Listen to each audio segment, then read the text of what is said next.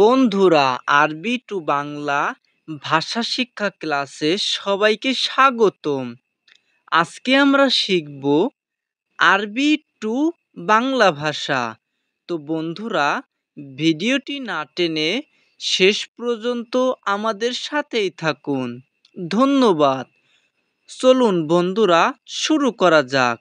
1 নম্বরে যে শব্দটি রয়েছে আনা মালুম সগোল, এটা হচ্ছে আরবি শব্দ এবং এর বাংলা শব্দ হচ্ছে আমি কাজ জানি।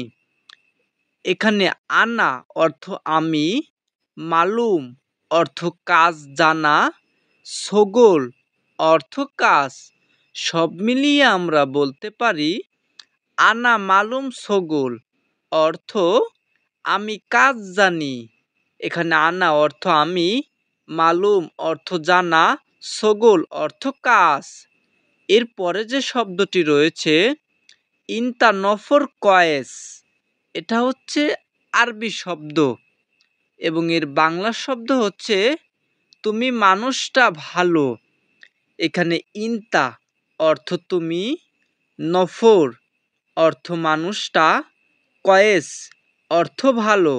সব মিলিয়ে আমরা বলতে পারি ইনতা নফর কয়েস অর্থ তুমি মানুষটা ভালো। 2-3 নম্বরে যে শব্দটি রয়েছে হোয়েন রোহ ইনতা। বন্ধুরা, হোয়েন রোহ ইনতা, এটা হচ্ছে আরবি শব্দ এবং এর বাংলা শব্দ আমরা যদি ব্যাখ্যা করি কোথায় যাও তুমি, এখানে ব্যাখ্যা সহকারে আমরা দিয়েছি হোয়েন অর্থ কোথায়, রোহ অর্থ যাওয়া, ইনতা অর্থ তুমি, কোথায় যাও তুমি। 4 নম্বরে যে শব্দটি রয়েছে ইনতা মুখ মাফি, ইনতা মুখ মাফি অর্থ বুদ্ধি নেই তোমার। এখানে ইনতা মুখ মাফি, এটা আমরা ব্যাখ্যা করে পাই ইনতা অর্থ তোমার, মুখ অর্থ বুদ্ধি, মাফি অর্থ নেই। সব মিলিয়ে তোমার বুদ্ধি নেই। 5 নম্বরে যে শব্দটি রয়েছে ইনতা তায়াল হিনা। বন্ধুরা, মনোযোগ সহকারে দেখি ইনতা তায়াল হিনা, এটা হচ্ছে আরবি শব্দ এবং এর বাংলা শব্দ আমরা ব্যাখ্যা করে যদি পাই তুমি এখানে আসো। ইনতা তায়াল হিনা, তুমি এখানে আসো। ইনতা অর্থ তুমি, হিনা অর্থ এখানে, তায়াল অর্থ আসা। 6 নম্বরে যে শব্দটি রয়েছে ইনতা সগোল মাফি কয়েস। বন্ধুরা, ইনতা সগোল মাফি কয়েস খুবই গুরুত্বপূর্ণ একটি বাক্য।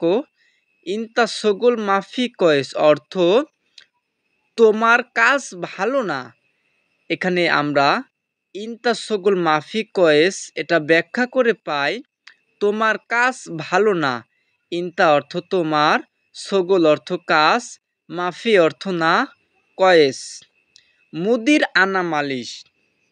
মুদির আনা মালিশ খুবই গুরুত্বপূর্ণ শব্দ।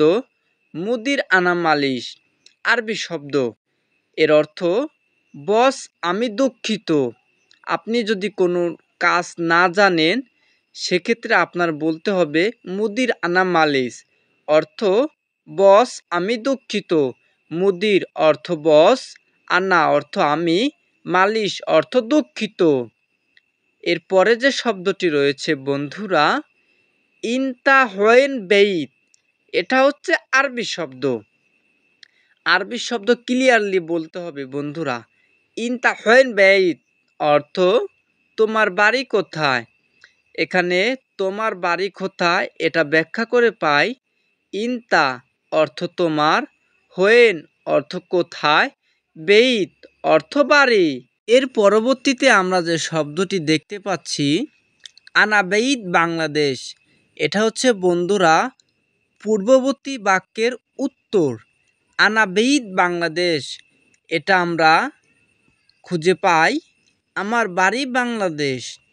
তো আমার বাড়ি বাংলাদেশ এটা ব্যাখ্যা করে পাওয়া যায় আনা অর্থ আমার, বেইত অর্থ বাড়ি, বাংলাদেশ অর্থ বাংলাদেশ।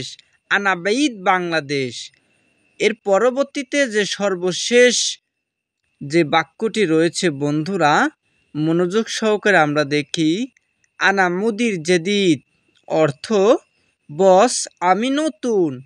এখানে আনা অর্থ আমি, মুদির অর্থ বস, জেদিদ অর্থ নতুন।